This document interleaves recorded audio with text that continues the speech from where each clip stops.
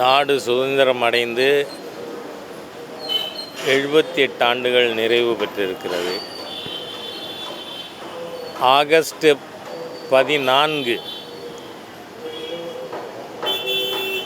நாம் இந்த நாட்டில் இருக்கின்ற ஒவ்வொரு குடிமகனும் மறக்கக்கூடாத நாள். ஏனென்றால் காங்கிரஸ் கட்சி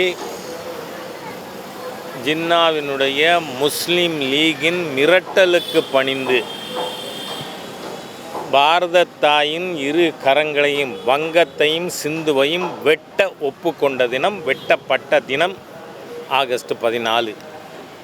நாளை சுதந்திர தினம் கொண்டாடும் பொழுது ஒரு குடிமகனுக்கும் நம் பாரத தாயின் கரங்களை மத வெறி சக்திகள் வெட்டின என்பதை நாம் மறந்துவிடக்கூடாது. சரித்திரத்தை மறக்கிறவனால் சரித்திரம் படைக்க முடியாது.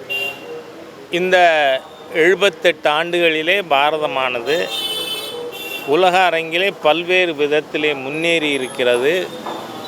அதிலும் மாண்புமிகு பிரதமர் திரு நரேந்திர மோடி அவர்கள் ஆட்சி பொறுப்பிற்கு வந்ததிலிருந்து கடந்த 11 ஆண்டுகளிலே ஃப்ராஜைல் 5, அதாவது நொறுங்குகின்ற 5 பொருளாதாரத்தில் ஒன்றாக இருந்த பாரத தேசம் இன்றைக்கி இந்த உலகத்திலேயே வலிமை மிக்க பொருளாதாரமாக 4வது பெரிய பொருளாதாரமாக 4.17 ட்ரில்லியன் எக்கானமியாக மாறி இருக்குது. நமக்கு முன்னாடி ஜெர்மனி இருக்குது. Germany 4.69 trillion economy. ஆகவே விரைவிலேயே மாதங்களிலே நாம் உலக பொருளாதாரத்தில் 3வது நிலைக்கு வந்துவிடுவோம். இந்த சுதந்திர தினத்திலே நாம் அறிந்து கொள்ள வேண்டிய விஷயம், மத வெறி சக்திகளுக்கு ஒரு நாளும் இடம் கொடுத்து விடக்கூடாது.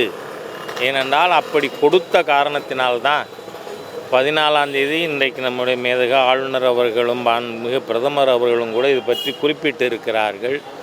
பல லட்சக்கணக்கான ஹிந்து பெண்கள், சீக்கிய பெண்கள் கற்பழிக்கப்பட்டார்கள். ஒன்றும் இந்த நாடு ஏதோ பாகிஸ்தானை பிரித்து கொடுத்தோம் அமைதியாக இருந்தோன்றது இல்லை. மிக மோசமான மத வெறி சக்திகளை நாம் எதிர்கொண்டு இருக்கிறோம். அதனால் நாம் அதை மறந்துடக்கூடாது. அதோடு கூட தமிழ்நாடு மிகப்பெரிய ஆபத்தான சூழ்நிலையிலே இருந்து கொண்டு இருக்கிறது. ஏன்னு சொன்னால்